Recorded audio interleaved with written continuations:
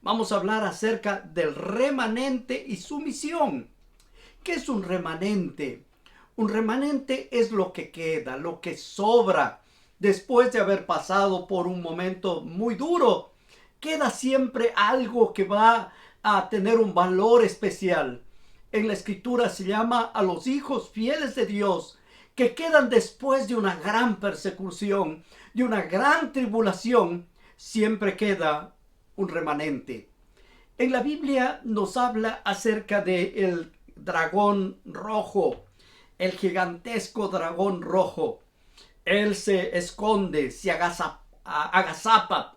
Y vemos esto en el libro del Apocalipsis, en el capítulo 12, versículo 1 en adelante, dice así: apareció en el cielo una señal, una mujer vestida del sol, con la luna debajo de sus pies, y sobre su cabeza una corona de 12 estrellas. Aquí vemos un cuadro interesante, una mujer vestida del sol y la luna debajo de sus pies. Cuando en la Biblia se habla de mujer, está relacionado a una iglesia. No está relacionado a la bienaventurada Virgen María, no. Está relacionado a la iglesia. A la iglesia se le conoce como mujer. Y ahora dice que esta mujer estaba vestida del sol. El sol es símbolo de Cristo Jesús. Jesús es el sol de justicia. Él es el que aparece y está para nosotros. Dice en su cabeza una corona de 12 estrellas. Es símbolo de los 12 apóstoles que iniciaron la iglesia con Cristo Jesús. El cuadro que podemos mirar, allí vemos una mujer vestida como el sol, con una corona, 12 estrellas sobre su cabeza, y estaba parada sobre la luna. Y así se presenta a la iglesia de Dios. Ahora describe otro aspecto, Apocalipsis 12, versículo 2. Dice: y estaba encinta, clamaba con dolores de parto en la angustia de su alumbramiento. Está hablando del nacimiento de nuestro amado Señor Jesús, ¿no? Está mostrando a la iglesia de Dios. Ahora dice: y también apareció otra señal en el cielo. Y aquí nos menciona, dice: he aquí un dragón escarlata que tenía 7 cabezas y 10 cuernos, y en sus cabezas 7 diademas. Allí nosotros vemos ahora el dragón. El dragón tiene características interesantes. Al dragón también se le llama diablo y Satanás, el cual engaña al mundo entero. Ahora aquí el dragón se le muestra con 7 cabezas, 10 cuernos. Y en la parte de atrás, ustedes ven, dice: arrastra con la tercera parte. ¿De qué? De los ángeles. Apocalipsis 12, verso 4. Con su cola arrastraba la tercera parte de las estrellas del cielo y los arrojaba sobre la tierra. Entonces el cuadro que vimos anteriormente es el cuadro de Satanás llevándose la tercera parte de los ángeles, arrastrando esta. Ahora, este dragón, que es el diablo y Satanás, dice: el dragón se paró frente a la mujer. ¿Quién era la mujer? La iglesia, que estaba para dar a luz, a fin de devorar a su hijo tan pronto como naciese. Aquí se muestra que Satanás quiso destruir a Jesús desde el mismo comienzo de su nacimiento.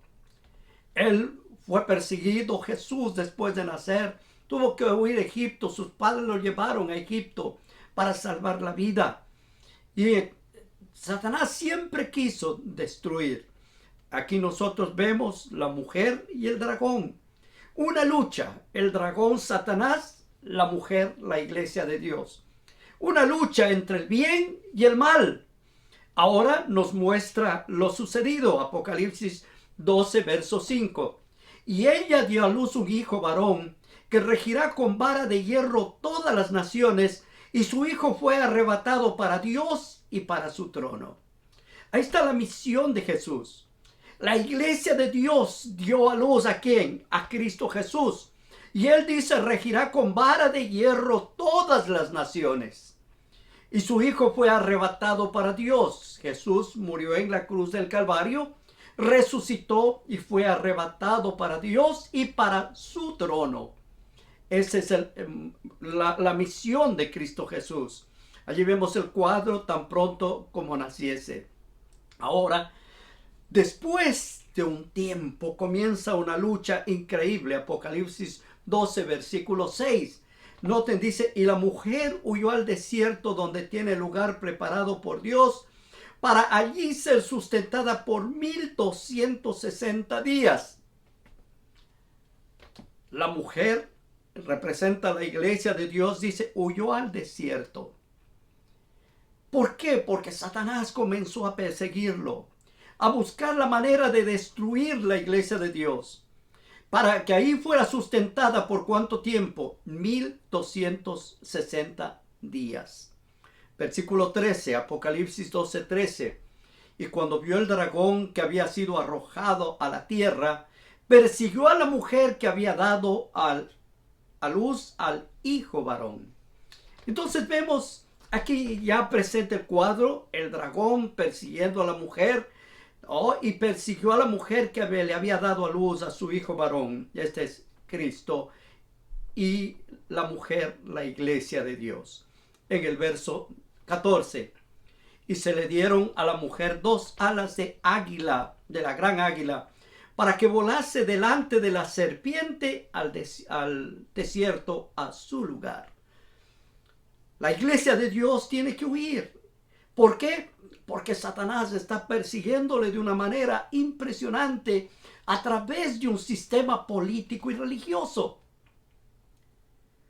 Dice que esta sería sustentada por tiempos y la mitad de un tiempo. Cuando la iglesia cristiana comenzó en Jerusalén. Se extendió todo el Israel, las regiones de alrededor, y creció de una forma impresionante la iglesia de Dios. Pero tan pronto pasó el tiempo, Satanás entró y tomó la iglesia de Dios y le llevó a la gran apostasía. Y Jesús había hablado acerca de la gran apostasía. Había mencionado que vendría una apostasía tremenda y que vendría engaño sobre la iglesia de Dios. Cuando leo Mateo capítulo 24, versículo 4, respondió Jesús y les dijo: mirad que nadie os engañe. Jesús está hablando: va a venir engaños, ustedes van a ser perseguidos, van a tener problemas y van a tener dificultades serias. Y ahora menciona que habrían características interesantes. Dice: se levantarán falsos cristos, falsos profetas, que harán grandes señales y prodigios, de tal manera que engañarán, si fuere posible, aún a los escogidos. Noten, aquí ya encontramos algo. Se van a levantar, ¿qué? Falsos cristos, falsos profetas. Esto pasó todo el tiempo. Todo el tiempo trataron de mostrarse. Hasta el día de hoy aparece gente que dicen que son Jesús, que son la encarnación de Cristo Jesús. Y la Biblia menciona, y algo más, hará grandes señales. Y lo peor es que al pasar el tiempo, cuanto más cerca estemos del tiempo del fin, las señales serán increíbles y extraordinarias. De tal manera que se engañará, de ser posible, ¿a quién? A los escogidos. También se habla de que habrían señales en el cielo, e inmediatamente después de la tribulación de aquellos días el sol se oscurecerá. La tribulación de aquellos días fue un tiempo que más adelante vamos a presentarlos, el tiempo de persecución a la iglesia de Dios por un sistema apóstata. Luego viene la caída de las estrellas, el sol se oscurece, la luna ha dado su resplandor, y las potencias de los cielos son conmovidas. Mateo 24, 32 y 33 dice: de la higuera aprended la parábola. Cuando ya sus ramas están tiernas y brotan las hojas, sabéis que el verano está cerca. Ahora el Señor Jesús estaba dando señales en el libro de San Mateo. Y Mateo lo registró en detalles, los detalles que vendrían y que irían pasando. Allí nos menciona que habrán problemas, falsos profetas, señales increíbles. Ahora en el verso 33 dice, así también vosotros, cuando veáis todas estas cosas, conoced que está cerca a las puertas. Hay un tiempo en que el Señor Jesús nos muestra que ya su venida está a las puertas. Hechos de los Apóstoles, capítulo 20, versículo 29, nos habla aquí el apóstol acerca de lo que vendría después. Dice, porque yo sé que después de mi partida entrará en medio de vosotros lobos rapaces que no perdonarán al rebaño. ¿Qué está mencionando? Está mencionando que viene un tiempo cuando ya no vivan los discípulos. Cuando el apóstol Pablo hubiera muerto, también dice, entonces se vendrá después de mi partida, entrará en medio de vosotros, ¿qué? Lobos rapaces. Lobos rapaces. Hechos 20:30. Y de vosotros mismos se levantarán hombres que hablen cosas perversas. ¿Dónde? De la iglesia de Dios. La iglesia que formaron los discípulos. La iglesia que recibió el Espíritu Santo. Llegaría un momento en que caería, ¿qué? En apostasía. Y que dice, de vosotros mismos se levantarán hombres que hablen cosas perversas para arrastrar tras sí a los discípulos. Los llevaría. Ahora, ¿cuándo iba a suceder esto? Después de la partida de los apóstoles. Quizás año 100, año 200, comenzaría el tiempo de apostasía. Comenzaron, y menciona en Tesalonicenses el apóstol San Pablo lo que estaría sucediendo. Segunda de Tesalonicenses capítulo 2, versículo 3. Noten lo que dice. Nadie os engañe de ninguna manera, porque no vendrá sin que antes venga la apostasía y se manifieste el hombre de pecado, el hijo de perdición. Ahora el apóstol está mostrando de una manera bien clara. Dice, porque vendrán, dice, no vendrá sin que antes venga, ¿qué? La apostasía. Y se manifieste, ¿qué? El hombre de pecado, el hijo de perdición. La apostasía está relacionado con ¿qué? Con un hombre, con un sistema específico. Versículo 4. El cual se opone y se levanta contra todo lo que se llama Dios y es objeto de culto. Está hablando, dice, se opone y se levanta ¿contra qué? Contra todo lo que se llama Dios y es objeto de culto. Pero algo más todavía, tanto que se sienta en el templo de Dios haciéndose pasar por Dios. Entonces, es un poder religioso. Es un poder religioso que está sentado en el templo de Dios haciéndose pasar por Dios. Versículo 9. Inicuo cuyo advenimiento es por obra de Satanás, con gran poder y señales prodigios y mentirosas, señales prodigiosas y mentirosas. Versículo 10. Con todo engaño de iniquidad para los que se pierden, por cuanto no recibieron el amor de la verdad para ser salvos. ¿Qué estaría pasando? Habría un engaño, habría iniquidad. ¿Para quiénes? Para la gente que se pierde. Gente que no quiere aceptar el plan de Dios y que prefiere creer en la mentira. Entonces dice, por cuanto no recibieron, ¿qué? El amor de la verdad para ser salvos. La salvación está al alcance de todos los seres humanos. Pero Dios no obliga a nadie a ser salvo. Las personas tienen que aceptar voluntariamente y creer y aceptar la salvación. Vamos a entrar a un poquito más amplio a este. El surgimiento del hombre del pecado. ¿Cómo surge este hombre del pecado? ¿Cuándo surge? ¿Y cuál es la razón principal por la que surge?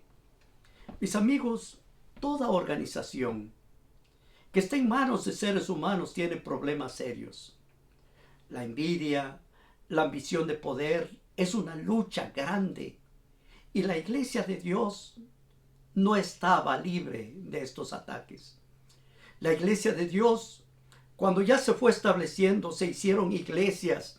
Estudiamos en el estudio pasado, habían iglesias en diferentes zonas, iglesias de casa, eran dirigidos por quienes, por los ancianos, por los diáconos. Pero pronto apareció un sistema religioso por un emperador romano que según él se convirtió al cristianismo y ahora organizó un sistema religioso y puso al obispo de Roma como cabeza de todas las otras iglesias que estaban alrededor. Este mismo Constantino cambió el día sábado por el día domingo y este sistema ahora se establece. ¿Por qué se establece? Porque los cristianos habían perdido la visión. Apocalipsis 2, versículo 4 dice: pero tengo contra ti que has dejado ¿qué? Tu primer amor. Cuando se deja el primer amor se pierde todo. Cuando en un hogar se pierde el primer amor, se pierde el hogar. ¿Por qué? Porque lo que une a las personas es el amor. Y en las cosas de Dios, lo que une a Dios es amor, porque Dios es amor. La apostasía comenzó para el año 538 después de Cristo. Allí se forma un sistema político y religioso y ponen como cabeza de esta organización al obispo de Roma, que más tarde le dan el nombre de Papa. Y ahora tiene un tiempo de duración, 1260 años. Comenzando en el año 538 y llegando al final en el 1798, cuando el obispo de Roma es tomado preso y llevado a Francia y muere. Ahí se conoce como la herida mortal. Todo esto debido a ¿qué? Al surgimiento de lo que se conoce con el nombre de la Reforma. La Reforma era una lucha en contra del sistema, el sistema político y religioso establecido por Constantino. ¿Qué protestaba la Reforma? La Reforma tenía algunas cosas en las que no estaban de acuerdo. Uno, la cabeza de la iglesia en el mundo es el vicario de Cristo. ¿Qué es esto de la cabeza de la iglesia en el mundo, el vicario de Cristo? El obispo de Roma se hizo llamar vicario de Cristo y se le conoce como el nombre de Vicario Filis Dei. Vicario de Cristo. Y la Reforma dice: no estamos de acuerdo, no hay vicario de Cristo en la tierra, no existe eso, no es bíblico. Luego, la otra cosa que la Reforma dice que es incorrecto es la infalibilidad de la iglesia y su cabeza. ¿Por qué? Porque el obispo de Roma, o papa, él dice que es infalible, que no puede equivocarse en nada, y que la iglesia también es infalible. ¿Qué hace esto? Esto oscurece el ministerio mediador de Cristo como sumo sacerdote. Cristo está en el santuario celestial, pero en la tierra se establece otro tipo de santuario y se pone como cabeza a un hombre. El punto 4, la naturaleza meritoria de las buenas obras. ¿Qué enseña Roma? Roma enseña que las personas son salvos por hacer buenas obras, por ser generosos, por comprar indulgencias, y aquí viene la quinta, la doctrina de las penitencias e indulgencias. Para perdonar un pecado, decía, vas a tener que hacer una penitencia. Y yo crecí en ese sistema. Nosotros teníamos que confesarnos, íbamos a confesarnos, y allí, ¿qué hacían? nos mandaban una penitencia. Y uno tenía que hacer buenas obras para poder ganarse el cielo. 6. La autoridad máxima reside en la iglesia. Y esto es lo que mencionó, lo que le trajo en sí la reforma protestante. Los protestantes, estos 6 puntos lucharon los protestantes. Las iglesias que hoy, bautistas, presbiterianas, luteranas, todos ellos lucharon contra esto. Pero hoy perdieron la visión, perdieron el objetivo por lo cual fueron creadas. Hay muchas enseñanzas que no son bíblicas y que la iglesia de Roma enseña como si fuera bíblico. Noten algunas de las cosas. 1. La oración por los muertos. Eso no existe, no es bíblico. Pueden estar orando, le mandan al cielo, al infierno, al purgatorio, pero eso no existe. Otra cosa que no es verdadera, la veneración a los santos y sus reliquias. Eso no es bíblico. Eso es apostasía. La celebración de la misa. Eso no es bíblico. No existe en la Biblia la celebración de la misa. La adoración a María tampoco existe en la Biblia. El purgatorio no existe. Las penitencias no son necesarias. El agua bendita tampoco. Todo esto es antibíblico. 7. El celibato. El celibato es antibíblico. El rosario, la repetición de oraciones es antibíblico.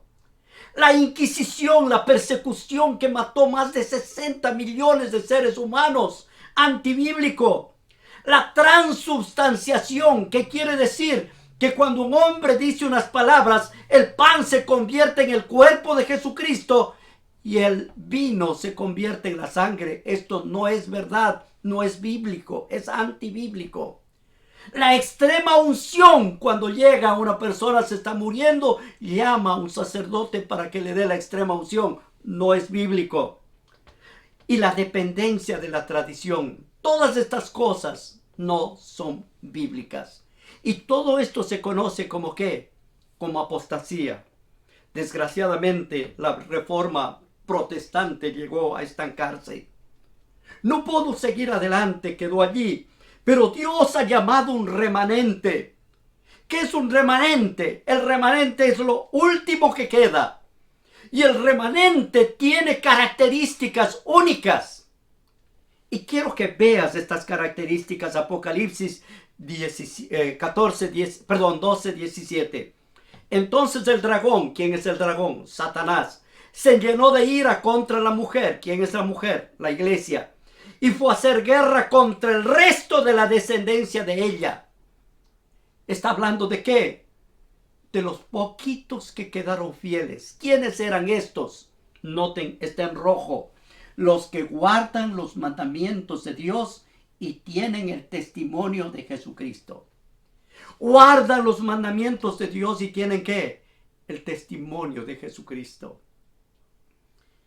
¿Qué es el testimonio de Jesucristo? El espíritu de la profecía. Ahora, el remanente tiene un mensaje que el mundo necesita conocer. ¿Cuál es este mensaje? Apocalipsis 14:6. Vi volar a otro ángel que tenía, dice, vi volar en medio del cielo a otro ángel que tenía el evangelio eterno para predicarlo a los moradores de la tierra, a toda nación, tribu, lengua y pueblo. Aquí encontramos el remanente tiene que predicar ¿qué? Un mensaje a toda nación, tribu, pueblo y lengua, diciendo a gran voz: teme a Dios, dadle gloria, porque la hora de su juicio ha llegado, y adorad a aquel que hizo el cielo, la tierra, el mar y las fuentes de las aguas. El remanente tiene un mensaje poderoso. Respeten a Dios, denle gloria a Dios. Anuncia también que la hora del juicio ya llegó, ya comenzó. El juicio comenzó por la casa de Dios, 1844. Es otro estudio que podremos darlo más adelante. pero también llama a adorar al Dios creador. ¿Y cómo se adora al Dios creador? Con la observancia del cuarto mandamiento de Éxodo capítulo 20, versículo del 8 al 11. Acuérdate del día sábado para santificarlo. 6 días trabajarás y harás toda tu obra. Esta es la adoración al Dios verdadero. Pero el remanente tiene estas características hermosas. Aquí está la paciencia de los santos. ¿Quiénes son los santos? Los que guardan los mandamientos de Dios y la fe de Jesús. El remanente tiene que levantar los mandamientos de Dios. Y a veces dicen, no, es que la ley ya fue anulada. No, mis amigos. La ley es el carácter de Dios. Dice, todo aquel que comete pecado infringe también la ley. Si usted quita la ley, no hay pecado. Y si no hay pecado, ¿para qué vino Cristo? Mis amigos, los mandamientos de Dios ahora están cambiados y lo han puesto de una manera que parezca como que es verdad. Cuando usted lee los 10 mandamientos del Éxodo y compara con los mandamientos de los catecismos, no hay punto de comparación. Pero el pueblo de Dios, el remanente, tiene un mensaje. Por tanto, id a ser discípulos a todas las naciones, bautizándolos en el nombre del Padre, del Hijo y del Espíritu Santo. El remanente tiene un mensaje, ir a las naciones y predicar. Pero no solamente ir y predicar, sino tiene una enseñanza. Dice, enseñándoles que guarden todas las cosas. Que guarden todas las cosas que os he mandado. He aquí yo estoy con vosotros todos los días hasta el fin del mundo. Querido amigo, Dios tiene un remanente. Dios tiene un pueblo. Dios tiene un pueblo que tiene 2 características muy sencillas. Y lo mencioné hace un momento. Les mencioné la característica. Está aquí está la paciencia de los santos. Apocalipsis 14, 12. Los que guardan los mandamientos de Dios y la fe de Jesús. Esos son los santos. Esos son los hijos de Dios. Tan simple, tan sencillo. No tiene que ponerle nombre, no tiene que ponerle nada. Los hijos de Dios, el remanente de Dios, tiene características. ¿Cuál es la característica? Guarda los mandamientos de Dios y tiene la fe de Jesús. Mis amigos, es tiempo de buscarle a Dios. El mensaje de hoy es un poco duro. Y yo quiero decir a las personas sinceras de corazón, que aman a Dios, que están en iglesias que ellos aman, que respetan. Yo les digo con todo mi corazón, yo respeto todas las personas, pero no puedo callarme si usted está siendo engañado, si usted está yendo a la destrucción. Alguna vez dicen, pastor, no ofenda. Esto no es ofender, la verdad no ofende, la verdad muestra.